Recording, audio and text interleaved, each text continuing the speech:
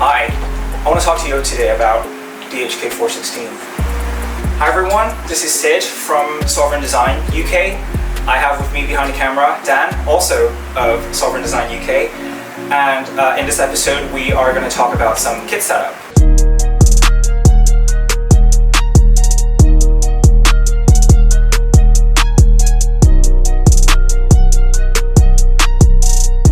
So some very brief background about me. So I'm an airsoft player from Hong Kong, and I've been playing for the last 4 to 5 years. Dan, who's been playing for a little bit more than a decade. Is that a secret? I probably shouldn't say that. You'll never know.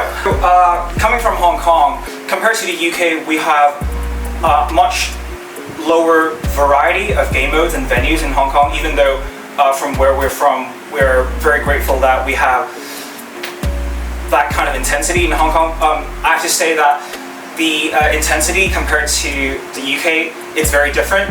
But here in the UK, the variety of venues and game modes in the UK is just so much greater than what we have back in Hong Kong. So given that, we have to make certain modifications to our kit based on the event we're participating that day. And in this video, we're gonna tell you all about those. So this video, it's not going to be a detailed breakdown of, oh, this is what pouch I use, this is what brand I use. This is more towards the specific, very highly specific gear and additional equipment that we use because of a recent game mode that we participated in. So recently we played a battle sim, which is a tier between regular skirmish and full-on military simulation. So what that was is that it is a 6-hour ongoing game mode with specific mission objectives. So from now on, I'm going to talk about the kit I used on that particular day, some specific modifications, and additional equipment that I used because of the premise that day. Alright, so let's go! So starting from bottom to top, because we're special, these are the normal boots that I would run. These are Salomon's. I've been running them for the last 2 years. They've held up pretty good. They are quite general purpose because they're not exactly a very high boot, but so they're more of a mid-cut and they're very versatile.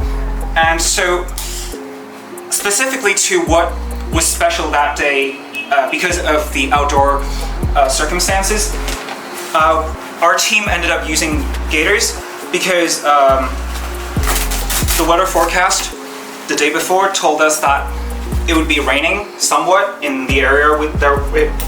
So in addition to the boot setup and usually running, no matter indoors or outdoors, the weather forecast before the game day told us that it'd be raining that day. So in addition to these hiking boots that I usually run, our team also wore gaiters that day.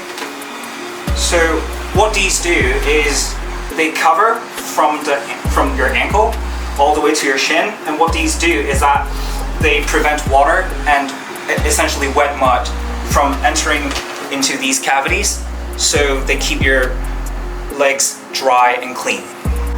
So the next piece of kit I'm going to be talking about is my belt. So as you can see, I do have a holster adapter here. However, for that day, I opted not to run a pistol because, frankly, it's actually pretty heavy. I actually have it over here. So, usually, as you can see, this is a usual Safariland format holster, and it just goes in like this. So usually for other game modes or indoors, I would run a pistol. However, for that day, because it was mainly outdoors and I was basically running 6 rifle magazines, I didn't really think it was that necessary for me to run a pistol, and frankly, it was kind of heavy as well. So I opted not to run this.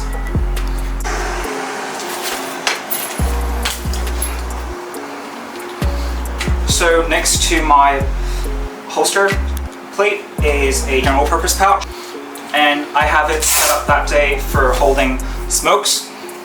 This is a Spiritus spud pouch. It has the capacity to hold 2, and I only have 1 left, so you'll have to imagine that part in. And it's very useful.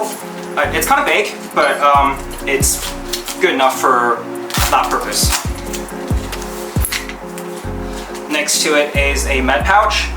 I usually have some first aid supplies because that day, you know, we are in the outdoors and there's always a risk of getting injured. So usually I would just pack some emergency items like cleaning and wound dressing.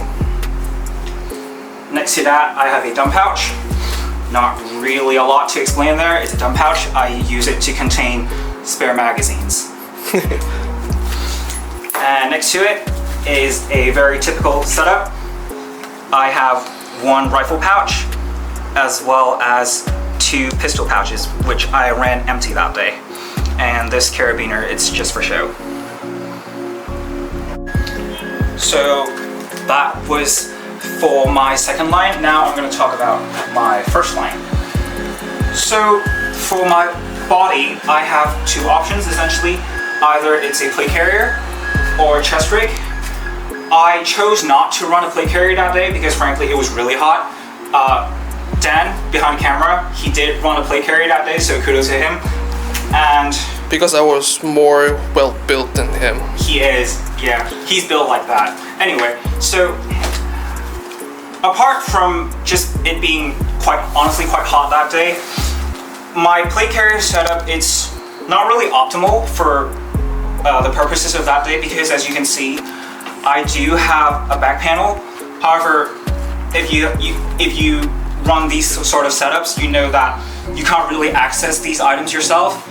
And because of how dynamic we were that day, it's not really practical for me to run this because ultimately to run anything out of these pouches, I need someone to grab these for me. And a lot of times we ended up scattering across the field. So it's not very useful. So instead of this, I end up running a chest rig, which in my opinion is just way more comfortable and more practical for our applications that day. Alright, so going into my chest rig,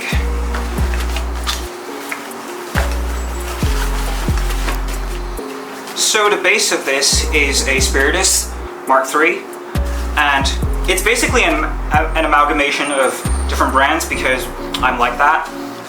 So starting from the top, I have an admin pouch. So in there, I carry extra batteries, a spare antenna, some pens, which I'll go into why they're needed that day. And also, this admin panel is useful for me to just store my phone as well. As you can see, it fits quite nicely. So moving down, I have my magazine carrying solution here. So in the back, I have a standard 3-piece M4 magazine insert, and in the front, this insert is usually reserved for SR25 size magazines, but I run an M4, and frankly I don't have anything else to run it. So because I run 6 magazines, I need an additional slot for my magazine here. So I end up just putting this here, and then use this flap for retention, and it works pretty well.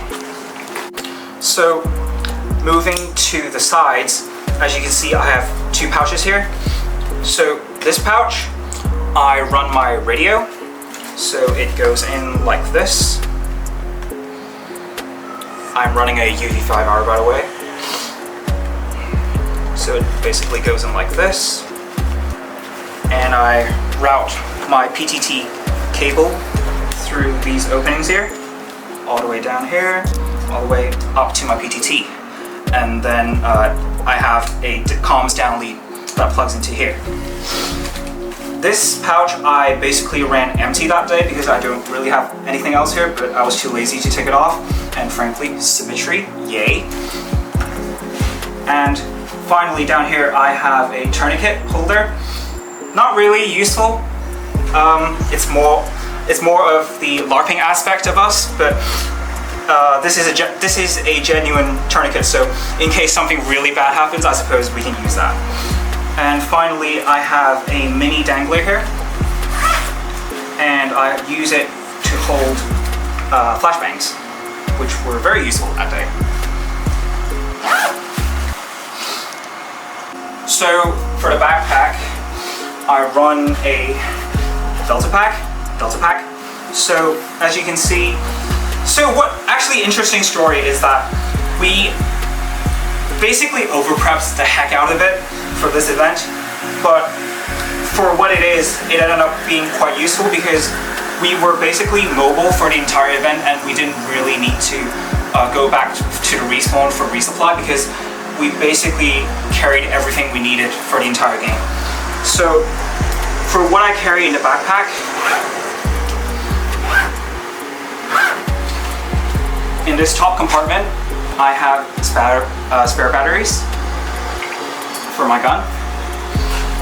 The second pouch, I have another spare battery for my radio, some extra batteries, and some field supplies like tissue paper and a nail clipper just in case.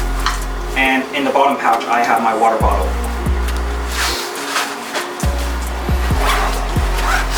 And because this Battle Sim event, it's, as we said in the beginning, it's an ongoing 6-hour event. We expected that we'd be in the field non-stop during the entire event, so we actually ended up prepping our meals as well. So basically we thought that we were going to have to eat in the field. However, we actually did end up having a break in the middle of the game, but this ended up being quite useful anyway. So here, this is not a juice bottle. This is in fact my spare BBs. I've been using this bottle for the last 4 years. It has not disappointed me. And I have snacks, proteins for energy, as well as my speed loader, which I unfortunately broke that day because I rolled down a little mount. Very exciting, very realistic. So that's basically what is in my backpack. And moving up, I'll be going over my comms and helmet. So moving to headgear. So some of us actually end up running a boonie instead of a helmet. I have used a boonie before in an outdoor event. I was actually quite a big fan of it. However, for this event, I wanted to try something different, so I ran it with my helmet. So some more specialized gear for an event like this, because the event that day was in a quite dense woodland. I ended up using this scrim here, so it basically just stretches over my entire helmet like this, and it gives some camouflage to the overall silhouette, so it doesn't look so obvious in the outdoors. So some of us on that day, a teammate of ours actually ended up using a boonie, and for comms, he didn't, because if he was wearing a boonie hat, he didn't really have access to wearing a headset like I do. So instead he wore something like this, which is basically just an earpiece, which connects directly to your radio. So the most important component of my helmet on that day is comms. So as you can see, I have a set of Peltor Comtac 3s here, and this is my speaker, which connects over here. So it has a single down lead, which connects to my PTT on my chest rig. Otherwise, everything else on the helmet, it's mostly cosmetics, but that's part of the fun. So apart from the helmet, as the entire solution for my headgear, I do have this face protection from Laylax. However, it was just way too hot that day, and I ended up not using this because this would make my goggles fog up way too much. So instead, I just ran this balaclava. So it gave some protection for my face. Not very ideal if you really care about your teeth, but do as I say. not as I do. Dan actually didn't run any face protection that day at all, but kudos to him, he's good. And just as a final piece of my face protection overall, I have a pair of ESS crossbows. These I've been wearing for the last 3 years as well.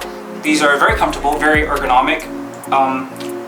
As you can see, they're very curved, so they conform to your face very closely, so there is minimal gap between your eyes and your goggles. So as a part of protecting your eyes, we always say that don't ever go cheap on your eye protection. Don't risk it, it's not worth it. These are kind of expensive, but they're very worth it because these are properly rated for Z87.1 or something like that. So they're impact resistant essentially. So highly recommend these. Don't go cheap for your eye protection. It's not worth it. So that was an overview of my kit for an battle sim operation in the UK. The setup is very particular to my person.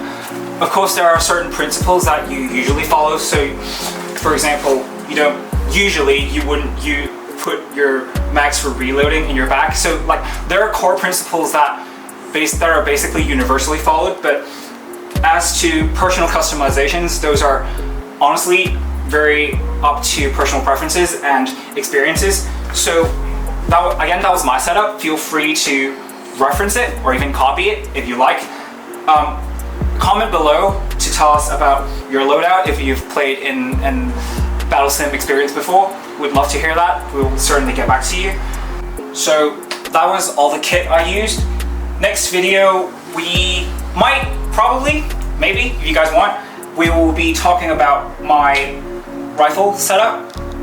Stay tuned. So that was the breakdown of my kit in this episode. Like, comment, subscribe. The YouTube algorithm god requires your sacrifice to make us great again. So we hope you guys liked this episode, and we'll see you guys in the field. Bye.